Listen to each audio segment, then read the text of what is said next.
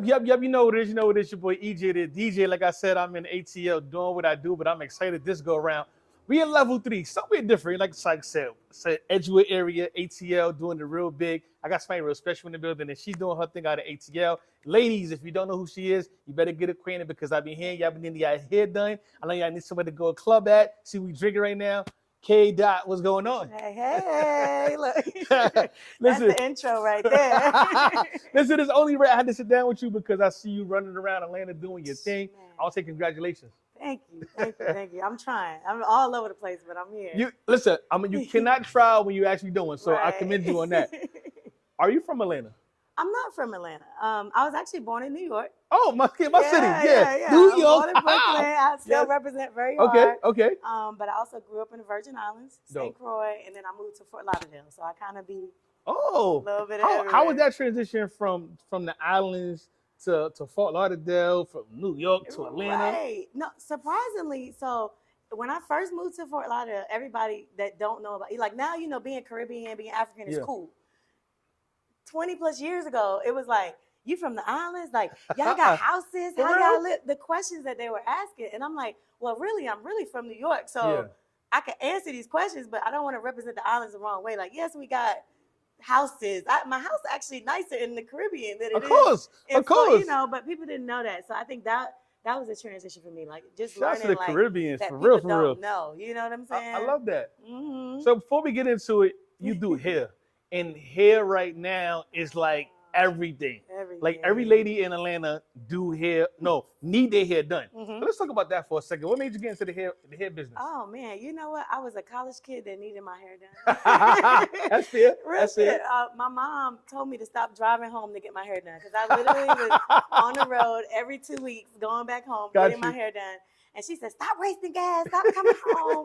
So I was like, dang. So I literally sat in my dorm room one day and I tried to do my hair like how my hairdresser do it. Okay. And it came out really good. Dope. Then my roommate, can you do mine? Can you do mine? And then everybody just started picking up. And then I also braided really short hair. Okay. So all the men, I was in the men's dorm room every day. Like, wow, making money. I love that. It was one of those things where I had a semester where it wasn't going so good. Yeah. And I was like, I'm about to just go get my license, start working in the shop. And I still went back to school, but I never stopped doing hair. Like, I love that. Now, how was it the game out here? Because, I hear so much ladies saying that people can't do hair, they overcharging. Like, give me the logistics of the game out here in Atlanta. So honestly, I go back to I'm an old school, new school stylist. Yeah. I think all the old school people, we come with the core, the values, the customer service. We learn all that. These new age people, they YouTubers, they learn this stuff. They're good at doing hair. They just are horrible at customer service. You go to your appointment, they're not there. They, all the things that you hear, like all the bad stuff. So for me, it makes it so hard because I'm out here I don't do none of that. I don't know what experiences you guys have. That's crazy. You know what I mean? So for me, it's I stick to my old school core values, but I got to keep up with all the new stools, the new styles. Nah, that definitely makes sense. So I just try to stay old and new at the same time. Nah, I love it. What's one of the worst experiences you had so far doing somebody hair? Because I'll be seeing them stories online. So I'm gonna tell a real story. Okay. Okay. I got booked to do hair for, and I won't say who the girl was, but I can say it was a Gucci Man video. Okay. She was the leading lady in the video. And I literally went to her room. I went to her hotel room to do her hair. I got there, everything is cool. She chilling, vibing. She got paraphernalia on the table, all the things. I'm literally doing her hair, and it was some cocaine on the table. Cocaine? I don't do that stuff now. Whoa. But I don't knock anybody. Atlanta do drugs. Atlanta do drugs. Drugs. And I turned my blow dryer on and blew. Oh. You blow the girl cocaine away? I blew all the cocaine away. How was she? I felt it in her body first. She tensed up. It was shit. And she was like, what the? And she was like, oh, hell no. So she got mad and was really turning up. And I'm like, I mean, do I got to call the dude to get you some more? It's not that serious. Calm down. We can find more. But her reaction to that, because I do drugs out here. I have not had anybody like run off on the tap. Like Yeah. I don't have bad experiences. Most of my Gotcha. clients are referrals. We do good together. That's But good. that there, like she went off on me. Like the only thing that like brought the moment down was her friend knocked on the door and she had more drugs. Like I said, Atlanta do drugs, baby. Damn. Like, it's sad, but Yo, that was the worst experience that I had. That is so interesting. Like, what is something you had to unlearn in this business? Oh, that's a good one. Unlearn. Yeah, because you know, a lot of times, when you go to school, you're doing your own thing. You feel like you know everything, but when you're actually in the process, industry, you start seeing things differently. So I always wanted to know because the hair industry maybe more so that everybody here isn't the same. Like you know, in hair school, like I went to Daytona State College in Daytona Beach. Okay. All the instructors were white people. So they taught hair like by the book, like, okay, well, this is how this is gonna go. They teach you all this stuff, and then you get out there for real. It's like, well, this is not working on our hair. This is not working on. So I had to unlearn like what I learned in school, really, and really get in the field and learn like everybody hair is different, what it takes to really like do different things. Yeah. So I think that was like one of the hardest things, like transitioning. That's interesting. Out of school. Yeah. So do you really feel you need school to do hair? Honestly, because I just want to know. So I go back and forth with it, right? Yeah. Skill-wise, no. I think you learn skills hands-on doing the physical thing. I think the school is more so the part, like the customer service, you know, with hair, there's a lot of like disorders, cleanliness, the sanitary factors of it, you know, all the health stuff. Yeah. I think you need to go for that. So I think maybe just doing like a sanitary class or something, you'll be fine. But learning the skill, hell no. I didn't learn nothing in hair school. I learned absolutely nothing. Yeah. Like everything I learned, I already knew. So that's dope. So everything's pretty much hands-on. It taught me how to like pass the test. Okay. You know, everything is pretty much hands-on. Oh yeah, you gotta physically get in the field. Nah, I definitely love that. Like, with so much going on in Atlanta, what's your interpretation of Atlanta today? I don't know how long you've been here for, but a lot of people say the old Atlanta is better. What's your interpretation today of Atlanta? I could agree. Look, I've been here, I want to say maybe 15 years now. Okay. So I got a little bit of the old Atlanta and a new Atlanta. And I just feel like it just was more, I don't know, like we had more fun. It was more safe. Okay. The camaraderie of people, like I met new people every day. That's dope. But I felt like we came together and it was like, I'm still looking out for you even though I just met you. That's dope. Where now I feel like the only people that look out for me is the people I've known for a while. Wow. Like I meet new people, they trying to scam you, they trying to get over, they trying to. I didn't get that when I first got here. That's so interesting because I hear that a lot. Everybody see the old Atlanta, and I be like, I just got here. What's the difference? Like I want to know. Like even the party, like you know they be like party life change. It has like we were doing the sections and all that back then, but it was still like you could come out the section and go on the dance floor, dance, have a good time. Yeah. Where like now it's like if you're not in the section, you're not cool. Nobody want to be around you. That's so interesting. It's weird. It's just so weird. So you think because the bottle prices got too expensive in hookah, you think that kind of like I think all the things. Wow. And I'm not a hookah smoker, so I think for me that's one of the things that kills everywhere. Yeah. I think. You used to have, back in the day, your hookah lounges, and then you have your club. Yeah, you could bring a hookah out and stuff, but it's not the environment for everywhere. Wow. Like hookah's everywhere. Yo, that's the funny part is I never smoked hookah in New York. Like I gotta have a hookah now when I DJ. Like if I'm in the club and I'm DJing, I gotta have a hookah. I think it's an Atlanta thing. When I go anywhere else, I don't see it. I took my daughter. I got a 13-year-old. Yeah. She's 16 now, but at the time she was 13. I took her to get her nails done with me. Yeah. They're like, you want hookah? I'm like, I want my daughter. I'm getting no, I don't want hookah. Got you. Like, it's not the time for that. No, that's so interesting. I think it's an Atlanta thing. When I go to any other city, like they have it now, but it's not as everywhere. Like, got you. You said, bottle prices. I even feel like now the bottle prices are going down because they're realizing that was kind of killing the whole. Hell yeah. Like, it ain't a club no more because now we gotta have $800,000 to hang out. New York drink for me was over when the bottles was $500 for one. Listen, like the bottle was $40 in the liquor store. $500 in the club. So I need a party in New York. I haven't, as an adult, party there. And I used to go every summer, do all that, but I was always too young. I feel like right now New York is a fashion show.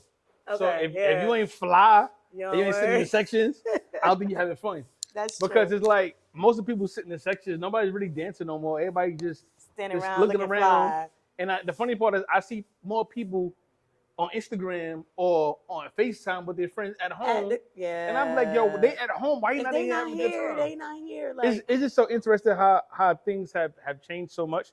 you know, for me is like being in Atlanta, I'm learning so much. Yeah. How do you feel like the entertainment industry is so far out here? I mean, I think Atlanta is like the new, Black Hollywood. So I Okay. do think for that aspect of it, it's the place to be. Yeah, that's I fair. just think like that. I mean, there is still New York, the LA, stuff like that. But I feel like Atlanta, everybody's coming here with the same mission. Like we all trying to do some shit. I love So that. I feel like because it is the play. If you know how to network right, if you Yeah. know how to talk to people right, you could definitely get some stuff done here. But you gotta be serious. No, I definitely get it. Like you definitely got to be serious. Yeah. Let's talk about the club right now, because right now we in level 3. If you don't know where we at, this is Yes. home of the Suya. If you know what Suya is, I ain't gonna lie, it's fire. I got hooked on that shit. I ain't gonna lie, like It's good. that shit is good. Like for real. I'm gonna let her describe what Suya is because DJ Fly be in the back cooking it up, and that He shit in the be back on cooking point. it You up. know what I'm talking about? Yes, I ain't gonna lie. It's literally just like beef. Like Okay. it's beef meat. They fry it on the Yeah. grill, cut it up, but it's just so juicy. It tastes good. They got the little spices that go with it, the onions and stuff like Yo, that. the If you like spices spice, and it onions adds and the that touch. rice, Yeah, that shit man. kick, bro. That shit kick, bro. I'm It telling you. definitely adds So the y'all, touch. listen, y'all gotta come down here. The level 3. This is a Yes. vibe. This is definitely a vibe. Come get a drink. Come get a hookah. All Come the get some things. suya. All All the the good things. stuff. Yes. How long y'all been open for? Literally, our 1 year anniversary is coming up on April 12th. So if you're around, That's please what's pull up. up. Congratulations. Yes, Salute that. thank you. Congratulations. We are right there, our 1 year Yeah. anniversary. But it's been a struggle. It's been a grind, Okay. with every business. Sorry, stuff is slow right now everywhere. But I do think like if you just keep going, like you said, For sure. we go outside the box. I'm doing special events. Okay. You want to throw a birthday I party. like that. You want to film a podcast. Pull You up want to on us. like whatever it is you got going on. You need Yeah. a space, a building. We're down because I feel like if I connect with those people, then they bring back their people, For sure. and then it keeps the party going. I think that's how we've been kind of like surviving I throughout love the that. year, just doing stuff, Yeah. man. Like, What's some challenges of being in the club industry? man, it's competing with all the other spots. I'm not gonna lie. I think Atlanta is just so many places to go. Yeah, You know I what I agree. mean? I agree. You try to do special stuff like we Yeah. do karaoke Wednesdays, Taco Tuesdays, but everybody's doing Taco Tuesdays, karaoke Wednesdays. Gotcha. So it's more so. I think the challenge is like getting your people. Okay. You know what I'm saying? That's fair. Staying on them, getting like a Yeah. certain network of people. I try to get people once they come here. Okay. I want you locked in to come back. So I'm Yeah. making sure you have the best time you ever had. I love that. I'm accommodating. Like, Yeah. hey, what you trying to do? Like, you want to do a birthday? I'm gonna decorate. I'm gonna bring you a birthday cake. Nah, I'm that's gonna do definitely stuff dope. like just try to go a little more above and Yeah. beyond because there are so many places to go. Like, you don't have to come here. You know what I'm saying? Yeah. So I don't know. We just trying to just be a little different. Nah. How does it feel approaching your 1 year anniversary? It's a little surreal, you know what I mean? Because I mean, throughout the year, like I said, Yeah. this year has not been the easiest year, especially when opening and trying to get people in the building. There's Yes. slow nights, recycling employees. We done had a couple of chefs, a couple of bartenders, So getting here, it's almost like, dang, we survived. Especially now with where everybody closing never thought down in about that. Atlanta. Yeah. All the big spots. It's a lot Yeah. of clubs been closing lately, stuff like that. And it's like, when you really think about it, it's like, is business really that slow for everybody right now? Wow. So us making it to the 1 year, it's like, shit, whew. Like, Nah, please, like year That's one. that's yay. super dope. What's something that you had? What's something you experienced that you didn't know about the nightlife? Oh man, just I think more dealing with like these shady ass promoters. Listen, that's what I wanted to ask you. Like, how do you deal with them? Because every promoter overcompensate and underdeliver. Underdeliver. Like, Everybody got a hell. million people, and when you come in, they don't have that. So I've been in the nightlife itself for as long as I've been in Atlanta, about 15 years, because I've always like worked the door, did the VIP, stuff like that. That's fair.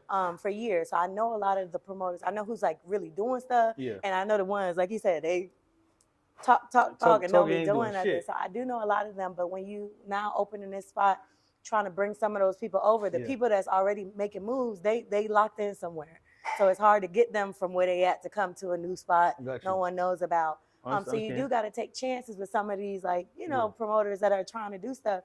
So it has been like, they'll come in 1 or 2 weeks, under deliver, then they want money. When we getting money to pay you, you ain't doing nothing. I'm confused. You know what I mean? Even now, I'm a promoter. I've never been a promoter, but I do Wednesday night karaoke's here. Okay. I was gonna partner with a promoter. I was like, I do better off doing it myself. No, that definitely makes sense because that's so interesting. Like that nigga say that because there's so much like clubs in Atlanta, so many promoters, and people that don't know what they don't be promoters. People don't understand business. How is it getting girls in here? Like far as waitresses and hookah girls, how hard is that? It's not hard to get them in here. It's hard to find the ones that one know what they're doing or two that's actually willing to like come, like especially when you're building a business, right? So it's nights where it's slow, like they might not make anything, but then there's also nights where you're making a lot of money.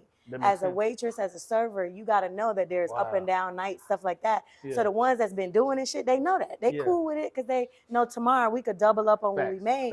But there's the ones that's new to the game, so they just think that every night is like, I'm supposed to make all this money. But at the same time, I'm like, hey, well, invite some of your friends. Like when I done stuff, I don't care who, I'm inviting everybody. Like, I'm a bartender tonight at this spot. Pull up. Because I know if you come, you're spending money, I'm making money. Yeah, for sure. But they want to come and like not invite anybody, barely show up. Then they're like, oh, nobody here. Well, did you invite people too? Like, you're also a part of the game. Like, yeah, for sure. I feel like a lot of guys come out to see them. They want to find bartender. That's very pulling true. Up to see you. Very true. You know what I'm saying? So the game has changed. No, I definitely could imagine like just understanding everything. And I think y'all got a dope location. Y'all Edgewood. Yeah. Like so this is like super dope. Yeah. Like what is something that you look forward to doing in the next I would say next year, a year from now, because y'all coming up on 1 year anniversary. So after this year, so literally we're called level 3 because we're gonna be 3 levels. So we're working on the second floor and the rooftop, of course, coming in the near future. Dope. But you know, with the World Cup and FIFA and all that coming here, we're trying to have at least the second floor open. Gotcha. Because I think that'll just open up more room, more space for like bigger parties. We could keep restaurant style downstairs, do more like club lounge upstairs. I like that. If you look like across the street right now, there's a new whole apartment building growing. Wow. So I'm looking forward to like all that when they open and all those people could just walk across the street, get some food, walk across the street for a vibe. So I think this year just for us should just be so much better because it's just so much coming up. You know what I mean? So I definitely like that. And FIFA, the World Cup is coming. Everything. And y'all got some levels up in here. Yeah. You see the furniture. The furniture is super dope. Yeah. So like this is definitely a vibe. As things are happening right now in Atlanta, like how do you feel Atlanta is going? Because the traffic is out of control. The violence is getting out of control. How do you feel Atlanta is going? I'm hoping that eventually people start moving the hell out of Atlanta.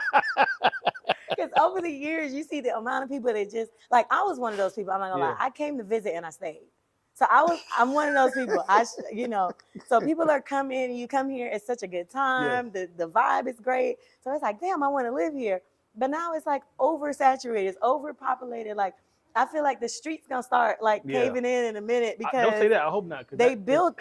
I mean, everywhere you turn, it's a new. No, the reason why I said that because the garage just fell down. Fell down. So you go up the bridges are falling, shit like that. Because I feel like they're just putting so much on top of everything. It's so many people, but I do think it's gonna come to a calm after a while. Okay. Because I feel like all the people that just come because they want to make, they're gonna start. A lot of people go back home when they don't make it. That is true. You got all the people that come and want to do stuff and they're not making it. They go back home. So eventually, it's gonna start. You know the funny part is out. A lot of people cannot. A lot of people come to Atlanta and they don't make it and they get mad. They blame everybody else. Everybody in Atlanta that's wrong. Interesting part. Yeah, Atlanta people this, part. that, and the third, and it's not. Is you gotta come out here. The grind is there, but you gotta have some hustling. You gotta be able to move and shake because it's hard. It's not as easy as everybody think. Like it's definitely hard. What other things you got going on besides the hair and the club? Oh man, I mean even with the hair thing. So I'm literally in the process of opening my own salon suites right now. That's so congratulations on that. Yes, thank you. Big. I'm working hard on that right now. I've actually had that building almost longer than we had this building. That's how the city took me through there. I had a shady contractor that took me through there. Wow. You know who you are. No, I'm sorry. You know who you are. Found your ass. Yeah, but I mean, just going through the motion. I'm finally like at the final steps or whatever, but it has been. I think that has been harder than this. And this was a full build out, because this was like a garage and shit before we made it into a restaurant. So seeing this, so y'all built this out, build the whole thing out, kitchen, everything out. Going from seeing this build up where I was also doing that at the same time, seeing us finish, and now I'm at a year anniversary and I'm still not open over there. Like, it's been a journey, but I'm finally at like those final steps, and I really want to get that going, because I have a space now where I have 6 suites, and then I have an open floor salon, because I want to do both, like the old school and the new school. Like, I like the old school where, you know, the stylist on the floor, we talk, and somebody walk in trying to sell us stuff. It's gossip going on. Like, you know, the old school, I love that. But then at the same time, because I've also had like the personal suite, I know that some stylists just like the privacy. So I want to make it where we could go back old school, but still have like that new school. You could have a suite if you want to, but if you want to come work on the floor, you can work on the floor. That's dope. So a lot of y'all females that's looking for a job right now. Yeah. I ain't saying right now, but since she's getting in the process. You can pull up now. We there. Oh, you better pull up now. We there. By the time you pull up, I'll be ready. I like that. It's called Impact Salon Suites. We're over like West Midtown area. Okay. So it's off of like South Cobb and Bolton Road. Okay. Now it's called the Upper West Side. I know it's Upper West Side, but it's a great location. I heard about the Upper West Side. Yeah, right off the highway. The suite is storefront is like right on the street, so everybody's driving by. They already asking me like, "What's you got business already? It's no more excuses." They ready, yeah. So you're gonna get walk-ins and all the things. So what were some of your inspirations to keep going? My kids. I like that. Like I said, I have a 16-year-old daughter. Okay. She grinds. She's doing hair. She works at Aquatots. Dope. She dance. She cheers. She do a little bit of everything. So I'm watching her watch me do stuff, but I'm also watching her little hustle right now.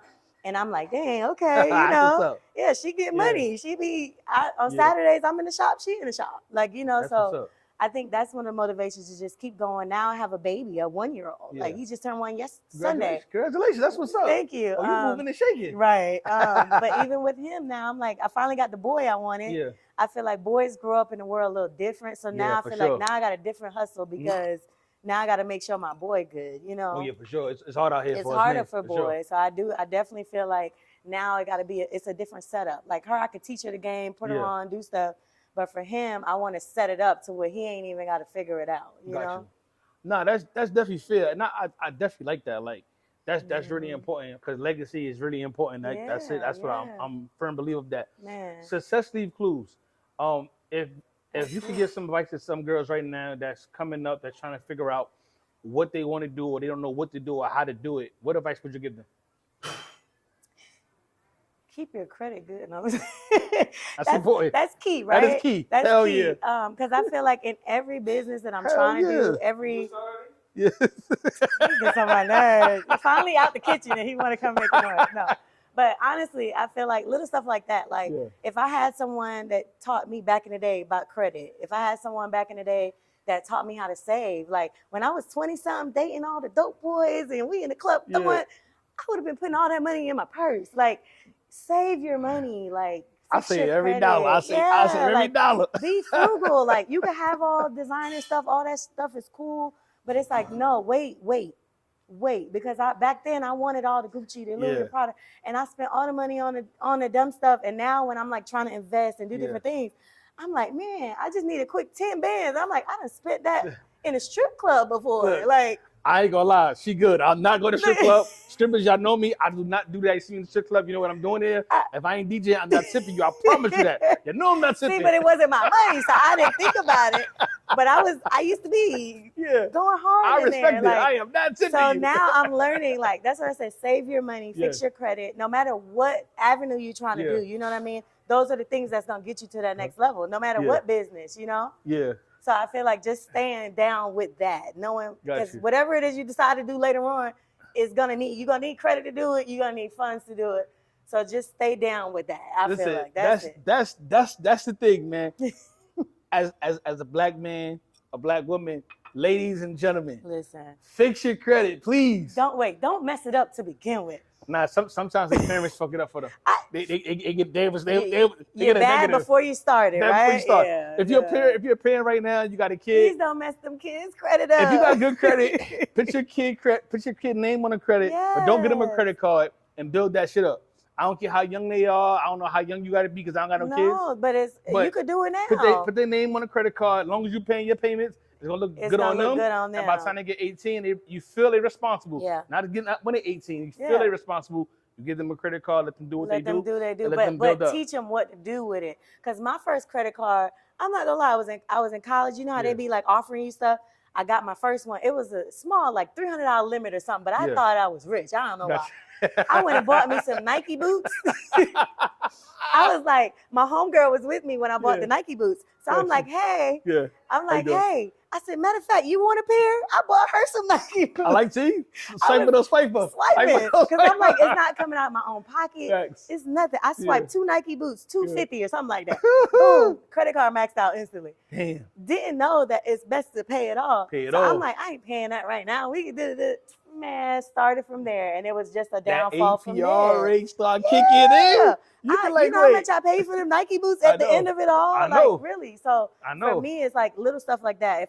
If along the way, if I had little tidbits to be like, no, don't do this, don't do that. Yeah. I think it would be easier. Because even now, like I'm almost 40 and I'm fixing my credit now. I ain't gonna lie. You know what I'm saying? But it's better that you're doing it now because that's important. Because I'm in the process of buying a house. That's the goal right now. And I want to build my shit out. You know, I want to build my shit out. So I gotta have my shit the right way. Yeah, same here. Especially as an entrepreneur. Like, as an entrepreneur, to qualify for a house, they don't tell you like how to like filing taxes back in the day. My goal was to get a return. So I'm saying whatever I gotta say on the tax return to get that return. Yeah. Where now I'm like, dang, I shouldn't have did that because now to qualify for a house, they want your tax returns. They want you to make a certain amount of money. So now I got to go back and be like, okay, the next 2 years, I might have to owe the IRS too. I ain't gonna lie. Like that's something that I've been learning and building up. Yeah. That shit is so serious. And I respect everybody that got their credit together because I don't know what people be thinking about. Like that credit shit is everything. It's everything. I mean, everything that you try to do right now it is your credit. And if not, it just makes it harder to do. Like me in the process of opening my salon suites a couple years ago, I think if my credit was in better situations, I could have easily got a little business loan or whatever. And I had all that stuff I was paying out of pocket. Yeah. So where it's like, hey, the contractor need 10 racks. I'm like, shit, well, I'm gonna get. I ain't gonna lie. You know, stuff like that. But I could have easily got a credit card or something to pay a lot of that stuff. But I didn't have it. I didn't know. Thank God I got a little credit. You know, now I'm a little better. But that's the only blessing part that I'm happy that I could afford all my equipment and grow with it because if I didn't, I'll be in the world of trouble because this shit is expensive. Yeah. This shit is not very cheap. Expensive. So I commend you being a business owner, getting your credit together, you know, being a role model to your kids and other people because stuff like this is important. See, I'm a firm believer of success leaves clues. So that's why I can sit down with people that's definitely doing anything in the community because I want to give back. I want y'all to understand something. The goal for me is to pitch y'all in front of people. What y'all do behind it is on y'all. So I'm letting you know what she do. And if I'm going to put her Instagram up here, social media, so y'all can reach out to her and do business after that. Yeah. Don't do bad business. Because if I know you personally and she do say you do bad business, I'm going to air your ass out. Look, we pulling up. We're pulling up on your ass. But nah, that's important. How you feel about the Atlanta airports lately? Because TSA not getting paid. Atlanta airports is out the door. So much been happening. How you feel about that? So I have a friend that's actually a TSA worker, and I think it's it's definitely messed up. But then I also have people that are traveling, and it's like, oh, it depends on what time you go. That is true. Then they went like early morning, you sit in 2-3 hours, and then I had a friend that went in the afternoon, and they got through in 20 minutes. So it's kind of like knowing what's going on and working around it. So what I've been noticing is between the first flight and the 12 o'clock flight, everybody at the 12 o'clock flight is going the same time as the first flight. Right. So it's so much. So let's say it's 10, 15 flights. Everybody on 10, 15 flights is going at the same exact time. And that's just making it overwhelming. Because they think they got to be there so many more hours early, and you cutting into these people's time. It's crazy. And then we also got the evening time where everybody is lackadaisy. But I ain't gonna lie, lately it been pretty cool. Yeah. The airport, but shout out to everybody at the airport. I'm knowing, and they're supposed to be paying them. Yeah, shout out to TSA too. So shout out to y'all. Definitely want to commend y'all for doing y'all thing. Y'all definitely doing y'all best, and I appreciate it. I don't work for TSA, but I respect that y'all going to work without getting a paycheck. I respect it because I wouldn't. Yeah, because the block of the calling me. Like no. Ooh. The block of the calling me. We outside. We outside. Yo, how you feel about Trump right now? You think Trump is doing a good job? Oh Lord. So I'm not gonna lie. So this past year, I have stopped talking politics with people. Okay. Because initially, like when we were going back before everybody was voting and going, I was kind of like this, right? Mm-hmm. Because as a business owner, like respectfully, I respect Trump because he's the business owner, right? Yeah. And a lot of the things that he said in certain things, business wise, I'd be like, hell yeah, that ain't wrong, you know. But then it's like now you're in office and you're just doing all this shit. It's like, see, but that I can't justify for you no more. No, you know. See, but that's good. See, I just feel like we gotta get in the habit of having conversations, right? Mm-hmm. Because conversations are important. Information is powerful. Yeah. Because everybody's views are different, and it's okay to be different. It's okay, yeah. Right. But the goal is to learn, because like she said, she's a business owner. So if she's a business owner and understands something that Trump is doing, and you're not a business owner, you cannot get mad because you're a 9-to-5er. Yeah. So that's why it's important to have conversations. Everybody feels different. If everybody was the same, then we wouldn't have two different Democratic parties. Yeah, yeah. So it's okay, because I talk about it, but I'm not the one that's gonna argue in depth with it. Yeah. Because everybody got their own opinion on what they like. Because it's some stuff that the Republicans say that's good, so stuff the Democrats say and vice versa, bad, absolutely, and vice versa. Mm-hmm. So it's like I feel like both sides is still playing in our face. They are, no matter how you slice the pie. And for me, I feel like, and don't think me, but I rather know, like, what I do like about him is he's honest and upfront. You know what I mean? Yeah. A lot of them they put this facade on. Yep. Like you said, they play in our face. They act like they this, and they be the biggest racist, the biggest all the things. And we, this person. And it's like, nah, because they worse. They just don't tell you. Yeah. I'd rather you tell me in my face. And I like that he's going to tell you in your face. You know what I mean? And that's what I always say. So y'all tuned in right now. I want y'all to like really, really get out your head. Mm-hmm. And just make sure you good at the end of the day. Yeah. Because don't depend on a man, no president. Depend on you. Because at the end of the day, the president is really in charge of the U.S. Army. Yeah. But let's really understand Congress. Let's start voting for people that's in the Congress. People that make a difference. The people in our districts. Y'all start going to meetings and talking to people. Yeah. Let's start talking about the judges, the police officers that's in charge. People in the House. People in the House, the Senate. Like, let's really, really, really understand what's really going on. Because I think people would be saying stuff because they think they know what they talk about, but they don't really have a grasp understanding of what's going on overall. I feel like that's why I kind of stopped. When I say I stopped talking politics, it's not because I don't want to. That's why. Like, you have a lot of conversations with people, and it's like, I do hair all day. We talking. I do men and women. So hearing the men, even when Kamala was running and everything, and I'm like, dang, that's how you feel. It's like you really and I'm going to sit here, and I'm like, well, I'm still a woman. So you feel like that about women. Like, whoa. But that's your opinion, you know what I mean? But then it's like you talk to other people, and it's just like the back and forth. I think it was getting overwhelming for me because I'm talking to so many different people, and I'm just like, wow, man, some people, and then the stuff they saying is like, did you even look that up? Like, who told you that? Like, now another thing, now that you said that, how do you feel about AI right now? Because I'm happy you said that, right? Because with AI, we don't know what's true, we don't know what's false, we don't know what videos is real or what's fake. Real or fake. I'm gonna ask you about AI, then I'm gonna ask you about somebody else after that. I go back and forth with the AI thing. Okay. Like even the little driving car, what they call? I'm never getting in a Waymo. I'm sorry, you can't get. I'm just too old school for that. I feel out of control. Like you gonna put me in a car, tell me they lock the door, it don't open until they open it. The car's driving me. Like I think mentally, I just cannot grasp the fact that nobody's driving a car. It's just not for me. The funny part is, my boy Mike Johns from Urban World. Sorry, from Digital Mindset. Okay, yeah. Digital Mindset.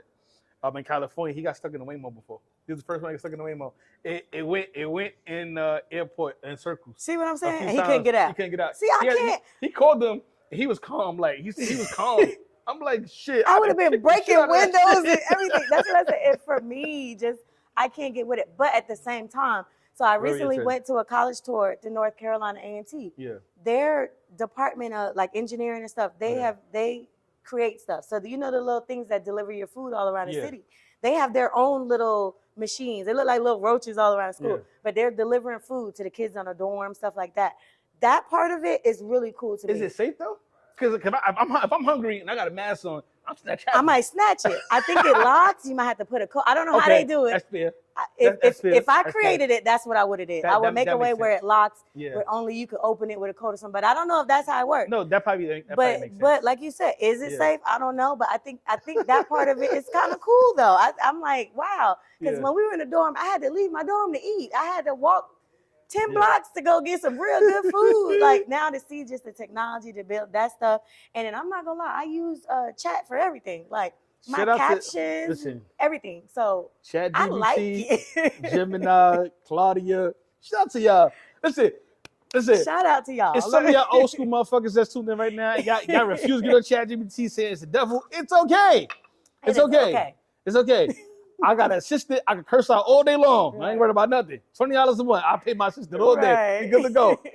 How you feel about Jeffrey Epstein? You think he's alive, or you think Palm Beach Pete? Was it Palm Beach Pete? Is Jeffrey Epstein? Palm Beach County. He out there somewhere. Yo, cause a name like Palm Beach Pete. Yeah. I don't know how to say his name. He got jets. He driving around. He's flying around. He outside. He looked just like Jeffrey Epstein. Yeah, he outside. Very interesting. Very interesting. I want to know what you think about that. I think he outside. I don't think he dead, y'all. I don't know. Listen, I agree. I ain't a conspiracy theory, but it's just kind of strange that in that when you got certain amount of pull, certain amount of money, you can make anything happen. And I think those people will kill anybody for money, and they will also do anything for money. I think sometimes they can make moves. They outside. Yo, so, this is very interesting, man. But any last minute words? No, I mean, just stay down before you come up. Stay down. Like real shit. Man, you know what it is, man. Level 3, we having a good time, man. Like I said, Kdot's in the building. We just had a great conversation. We talked about a little bit of everything. Yes. So don't forget, ladies, if you in the cosmetology, is the drink is kicking in. Cosmetology, do due diligence. Make sure your paperwork is together, because she's not doing half-ass, and I ain't recommending your ass if you fucking up. Look. But we just having a good time. But don't forget to come to Level 3. Let them know what location is at as well. Yes, it's 14 Jesse Hill, downtown. It's off Edgewood and Jesse Hill Junior Drive. Come rock with us down the street from Grady. We here. Man, you know what it is. Tell a friend, man. It's EJAY the DJ TV. Yes, sir. Yeah.